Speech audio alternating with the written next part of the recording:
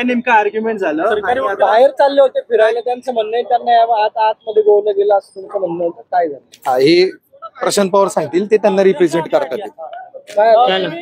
बंडू आंबेकरांचे वकील आहे. बंडू आंबेकरांनी कोर्टाला सांगितलं की आम्ही केरळमध्ये होतो, आम्हाला हे गुंतवण्यात आले, नेमकं काय आहे याच्यात? जी आम्ही कोर्टाला मी ऍडव्होकेट प्रशांत चंद्रशेखर पवार, जी आम्ही कोर्टामध्ये आम्ही जो युक्तिवाद केला, जे आमचे अशील आहेत, आमचे क्लायंट जे बंडू आंदेकर, जेव्हा गुन्हा घडला त्या पार्श्वभूमीला आपण जर बघितलं तर ते इकडे उपस्थितीत नव्हते. ते स्टेट ऑफ महाराष्ट्र म्हणजे ते बाहेरच होते आणि ते देवीच्या दर्शनाला जात होते. त्यांना फक्त या गुन्ह्यामध्ये एक संशयास्पद फक्त त्यांना घेतलेलं आहे. त्यांचा या गुन्ह्याशी व त्यांच्या परिवाराचा या गुन्ह्याशी कुठल्याही प्रकारचा काडी मात्रही संबंध नाही. काय म्हटलं मग सरकारी वकील, काय म्हटले तुम्ही, काय आर्ग्युमेंट झाले?